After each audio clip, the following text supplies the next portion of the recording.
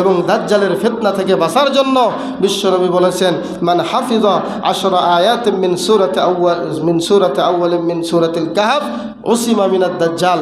বিশ্বনবী বলেছেন, কেউ যদি দাজ্জালের ফিতনা থেকে বাঁচতে চায় সে যেন সূরা আল কাহফের প্রথম 10 আয়াত হেফাজত করে। বলেন সুবহানাল্লাহ। ফিতনা থেকে, কার ফিতনা থেকে?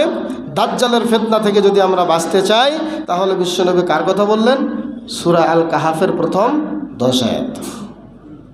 এরপরে কোরআনের কারি যারা হয় তাদেরকে বিশ্বনবী সবার চেয়ে বেশি সম্মান দিতেন। বলেন সুবহানাল্লাহ। যারা কোরআনের হাফেজ, কোরআনের কারি, তাদেরকে বিশ্বনবী সবার আগে জায়গা দিতেন। এর দলিল হলো সহিহ বুখারীর বর্ণনা। বিশ্বনবী বলেছেন, ইয়া উম্মুল কওমা আকরাউহুম লিকিতাবিল্লাহি তাআলা। কওমের ইমামতি করবে সেই সালাতে ইমামতি করবে যে কওমের মধ্যে সবচাইতে বড় কারি, সবচাইতে বড় কোরআন পড়নেওয়ালা, তাকেই কোরআনের এই সম্মানের কারণে তাকে মসজিদের সালাতের ইমামতি করতে হবে। বলেন সুবহানাল্লাহ।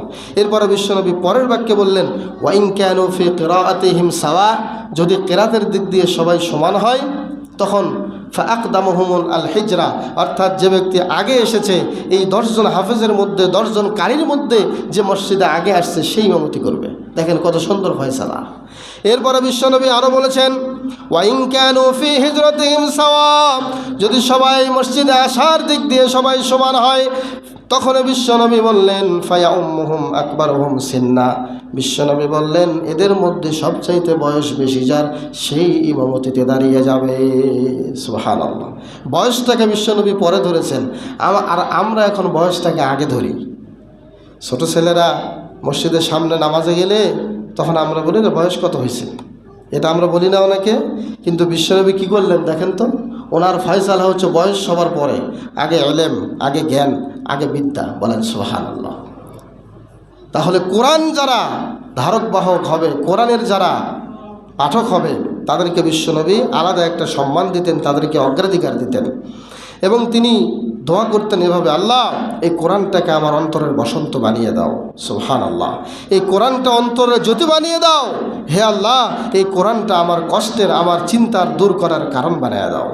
বিশেষ করে সৌদি আরবের বড় বড় শায়েখরা এইভাবে দোয়া করেন, আল্লাহুম্মা জাআলিল কুরআনাল আযীম রাবিআ কুলুবিনা, আল্লাহুম্মা জাআলিল কুরআনা নূরা সুদুরিনা, আল্লাহুম্মা জাআলিল কুরআনা জালাআ আহজানিনা ওয়া যাহাবা হুমুমিনা ওয়া গুমুমিনা। বিশাল লম্বা দোয়া করে তারা কোরআনকে কেন্দ্র করে তারা বলে, আল্লাহ কোরআনটাকে আমাদের অন্তরের বসন্ত বানায়া দিন, আমাদের সকল চিন্তা দূর করার কারণ বানায়া দিন, আমাদের কোনো টেনশন যেন না থাকে, আমাদের কোনো কারণ যেন না থাকে যে এই কারণে আমরা চিন্তা করি, এই কোরআনের মাধ্যমে সব কিছু, সব কষ্ট তো আল্লাহ দূর করে দাও। সুবহানাল্লাহ। সম্মানিত উপস্থিতি, রাসূল সাল্লাল্লাহু আলাইহি ওয়াসাল্লামের যখন বয়স শেষের দিকে তখন তার চেহারার মধ্যে একটা বয়স্কের ছাপ পড়ে গেল। এখন যেমন আমরা দেখি মানুষ যখন আস্তে আস্তে বয়স্ক হয় তখন তার যৌবন এবং তারুণ্যের যে চেহারা এটা কিন্তু থাকে না, থাকে এটা একটু বৃদ্ধ হয়ে যায়। চেহারার দিকে তাকালেই বোঝা যায় যে লোকটা বয়স্ক হয়েছে।